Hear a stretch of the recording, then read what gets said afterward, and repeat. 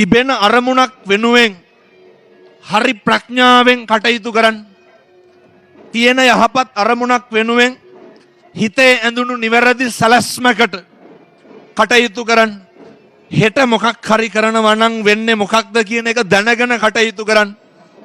ජීවිතේ වෙනතුණි අර හැම එකකම ආස්වාදේ විඳින්න ඕනේ නේ. ආදීනව දැනගන්න එපා ඊට කලින්.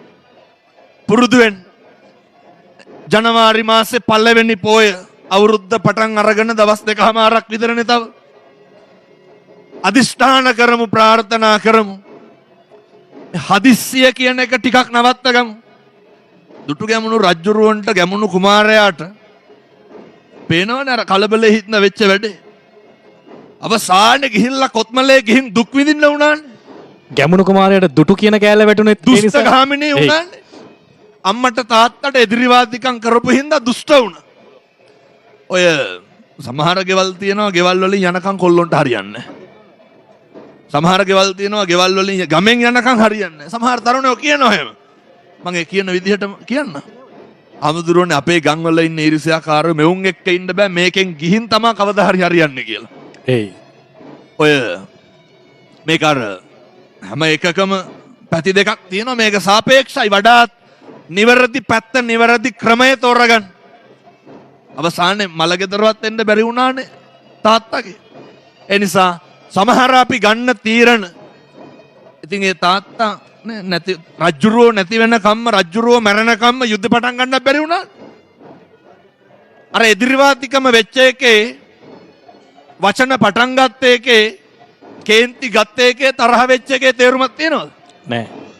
අවසානයේ ප්‍රතිඵලය මොකද්ද? තාත්තා තරහ වුණා, අම්මා තනි වුණා, මල්ලි ඈත් වුණා. මිය පරලොව ගියාට පස්සේ ආවා අර තරුණ කාලේ යෞවනයන්ට තියෙන බරපතල ගැටලුවක් තියෙනවා. අර යෞවනය හැම වෙලේම හිතනවා අර මම හරි කියලා. යෞවනයට හැම වෙලේම හිතෙනවා අර මම කියන එක මේ කට්ටියට තේරෙන්නේ නැහැ නේ කියලා.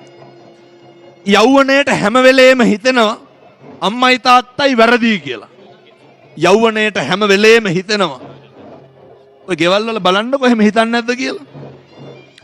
අපි කරන මොක්කට හරි අපේ කවුද අම්මලා තාත්තලා පවුලේ උදවිය විරුද්ධ වෙනවා නම් අපි හිතනවා මේක දැන් වැරදුනත් ඉස්සරහට හරියනවා ඒකයි මම මේ වැඩ කරන්න කියලා.